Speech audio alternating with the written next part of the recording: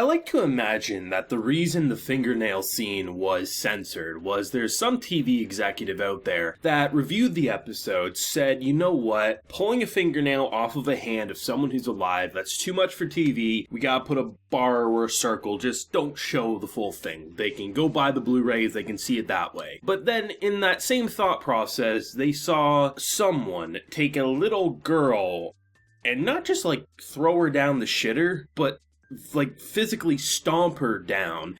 And they said, but that my friend is okay for TV. And I really hope that happened. And I really hope that conversation happened in that way. Because that's what I feel like sometimes. It's always fun to see what can happen in Higurashi on TV and what can't happen on Higurashi on TV. And it's pretty goddamn glorious. Even with, like, the one censoring image of the fingernail being ripped away, like, honestly, I would still argue this is one of the most gruesome episodes between Satsu and Go. And I really feel like at this point, Satsu is probably more gruesome and more brutal than Go was. And Go had its fair share. I mean, I think Go had one or two moments that also had some censoring. I think if I'm remembering correctly, the Rika Sadako situation in their home where the guts were being spilled, I think there might have been some censoring in that episode and maybe like one other time.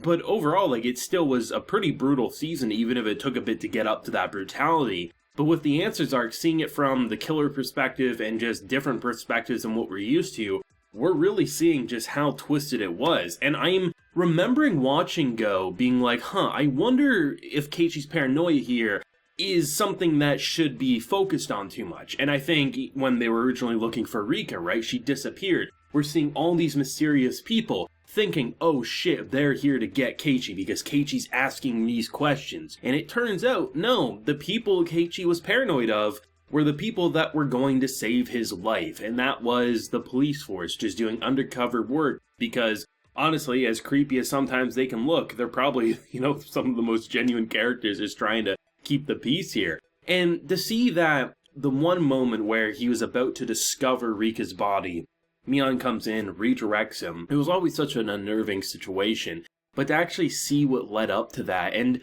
I thought it was bad enough when she just dropped her lifeless body in, but to see the stomping, I'm really shocked that wasn't censored, just because even if physically you didn't see blood and things like that, I think that's way more disturbing, and I go as far to say between Go and Satsu is probably in the top 5, maybe even top 3 most what the hell moments I've personally seen. Sometimes not showing blood can make it all the more gruesome, and I think just seeing someone like Mion in the way she snapped and really putting her in a killer perspective, it's just so wild in more ways than one. From Grandma about to be tortured, but she died along the way, so bringing Grandpa to do the classic fingernail situation, to then seeing her, because it's so interesting, had Rika not, given up in the moment that she did when talking to Keiichi, she probably would have been avoided. She probably would have redirected her thoughts somewhere else, saying, oh, this is probably what's going on. I really am surprised, but it makes total sense given the situation, because even building up to it, when someone like Mion, after putting Keiichi in the cage, is saying, I'm doing this to protect you,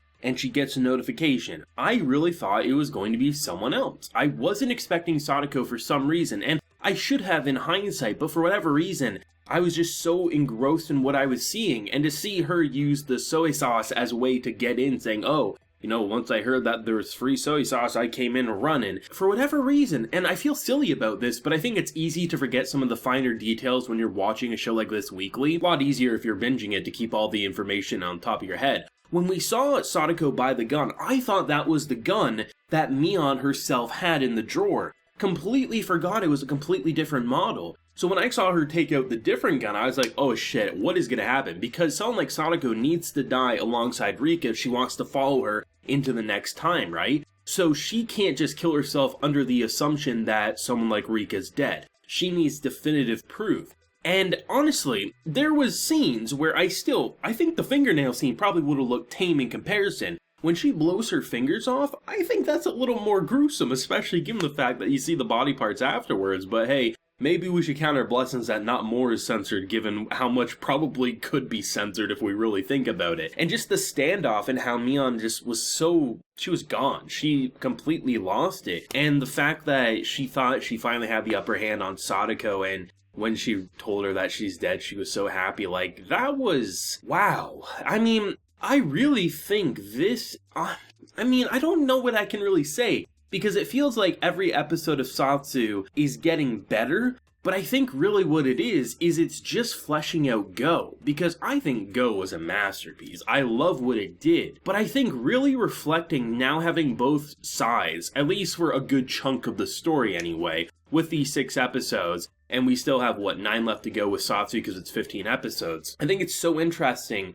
to really compare my initial impressions, if I'm remembering them correctly, and it's still pretty fresh in my mind, of what I thought watching Go, seeing it from the other perspective, combining it and saying, holy shit, this author is twisted, brutal, crazy, but a goddamn madman in masterpiece mind. This guy could probably do anything he wants and make it seem pretty damn impressive. I'm so interested to see where we're going from here, because I'm seeing more and more comments pop up. I remember the overall reaction when Sadako was revealed to be, the mastermind, the little shit behind everything. There was pretty much 50-50 pushback. Maybe even a bit more pushing back than, say, agreeing to it. But over the episodes, you see more and more people being like, God damn, she's irredeemable. But I'm actually surprised by how many, because usually what I do is probably a couple hours after I'm done uploading the video, whatever, I'm just doing my own thing. I take a look at the reaction from my own comment section, and I just browse the internet. And I am seeing so many more people say, I can't wait to see her get what's coming to her. And it's interesting, because I didn't think there'd be that much of a pushback, because for me personally, when I saw, even before the Answers arc, I was just thinking, like, the fact that she caused all this, like, made me push back immediately. But it's interesting that people need to see sometimes what she actually did physically, not just know she did it. And it makes sense given, it's a little different hearing about something versus seeing, but it's just an interesting experience to me, especially given because I've been on that camp since pretty much the beginning, since we knew about what's happening. But it's really interesting to see, like, people foaming at the mouth being like, this little shit needs to go. And I'm like, yeah, I completely agree, but who knows what's actually going to happen, right? Because even if the original ended in a friendship situation, is this one really going to do the same? It's hard to say, right? I really think it's still a coin toss.